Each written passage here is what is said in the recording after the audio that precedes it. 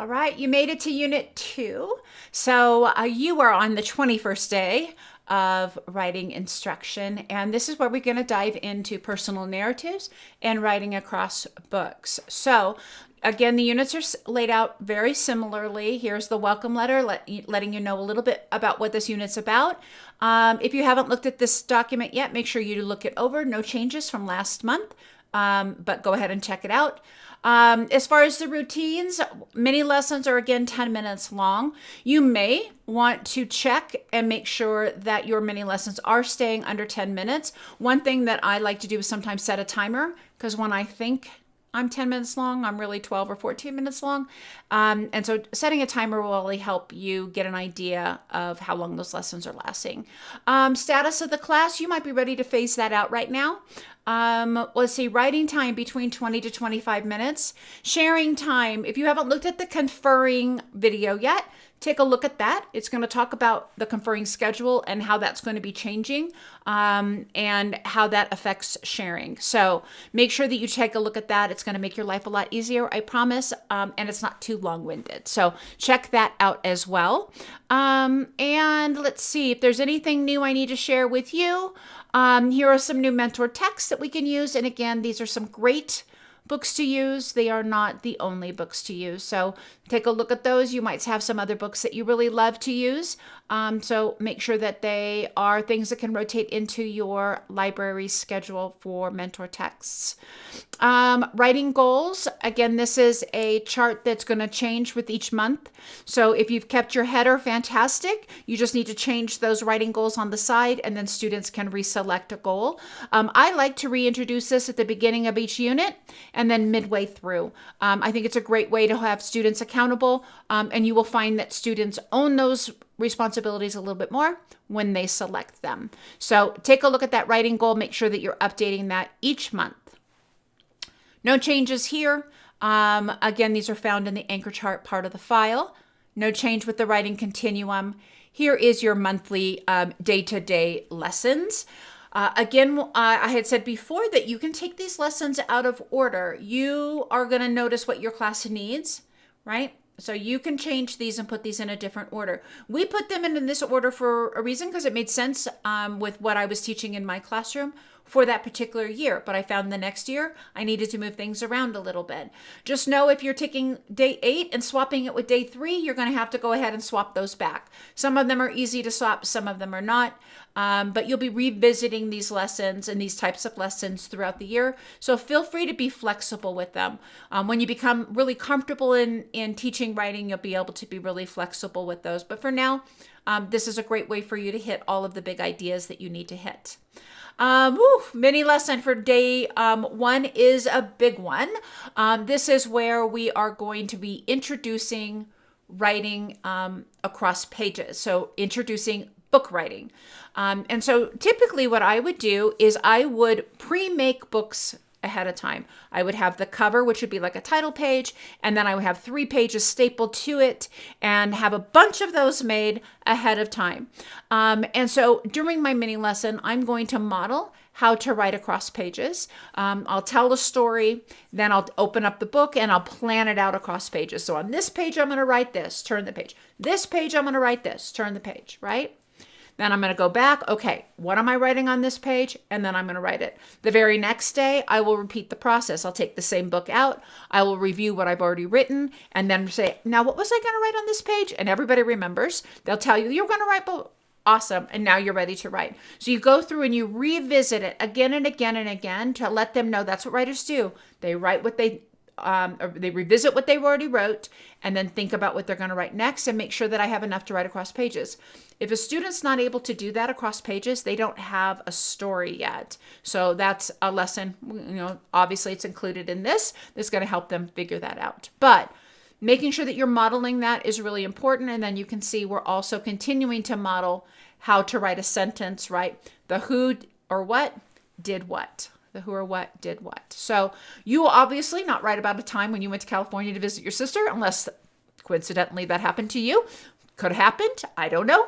But make sure that you think about your sentence ahead of time. We want to keep those sentences pretty simple at the beginning of the year so that, we can be really concrete and the type of sentences that we want to use in our writing.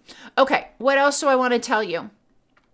One of the things I will tell you is that whenever I go from writing one page a day to writing in books, I start to question my sanity because things are going so well, right? Things are going really well when you're doing a single page. Now you go to books and it seems like somebody kicked the hornet's nest. I love writing. I know it works every year, but every year I swear it's not going to work. I taught at a title school, so if my class can do it, anybody's class can do it. However, there is a moment where you're going to think this is a really bad idea, because they'll start burning through books really quickly. Students will think that they want to write as many books as they possibly can, and the quality is not there. There is a mini lesson. It shows you how I address that. It takes care of the problem every single time. So make sure you know that's coming. Look ahead, know that that's coming, because that is a great way for you to kind of put the kibosh on all of the trees being killed for paper. I love writing in books versus journals because oftentimes students want to move pages around, and having pages like a paper book version is a great way for them to do that. So I like that. I prefer that over writing in a journal. But if all you have is a journal, that's fine. Just make sure you reiterate that if you need to move on to the next page, you move on to the next page. Oftentimes students will think when they get to the end of the page, that's it. So we want to make sure that we teach them, no, we continue on. We have multiple pages we can write about. We'll be talking about the story hand. How do we have enough to know what we're going to write about? So those are some lessons that we're going to be covering. I'm trying to think if there's anything here that I need to explain ahead of time. Probably not. This is how do I know when my story's finished? So we're going to make sure we go back and check all of those. There's a little bookmark that you can give your students. But I do want to share this with you. This is what happens when we get to units, second unit going forward, is that we're going to have a chance to go back and reteach lessons. So you can go back and reteach any lesson that you need to from this unit or the previously taught unit. So take a look and see, maybe you're noticing students need something in particular. Go back and revisit those things. This is your chance to reteach again. Like I said, it'd be amazing if you taught students something once and they knew it and mastered it, but that's not how it works. So we know that we need to go back and reteach things. Also, the procedure check is there. You're going to notice that those are going to be the same ones moving forward, because you're going to need to every once in a while revisit what a quiet place looks like. We're going to need to revisit pencils and crayon use. We're going to need to revisit some folder management tools. So these are things so you know that it's coming. You have a great way for you to go back and revisit lessons that you need to. And then on day 19 is when we select that one piece. Students are going to go through and make it better by editing. We're going to collect those pieces they decided not to publish, right? Staple those together with the parent letter, and then keep the particular, for the piece that they did publish in Unit 1, add that to their portfolio, put this page out and show it for the world to see. Big question that I get asked is, does their writing need to be perfect at publishing? The answer is a little bit, I'm going to say, I have an opinion that's been backed by others who I highly respect. One of the things that Tim Shanahan said is that you cannot edit a blank page. So if you lean too heavily on perfectionism, then the writing will diminish. We know that we have lessons that we're going to be doing that's about sentence writing, right? That's part of our dictation. That should be part of your core instruction. Sentence writing, stretching out words, spelling words correctly. All of those lessons are things that you're doing as part of your core curriculum. So if you are just focused on perfection with this published piece, your writing quality, students will write less. So you pick your battles. I prefer to let these pieces be better as a result of the editing process, but they don't have to be perfect.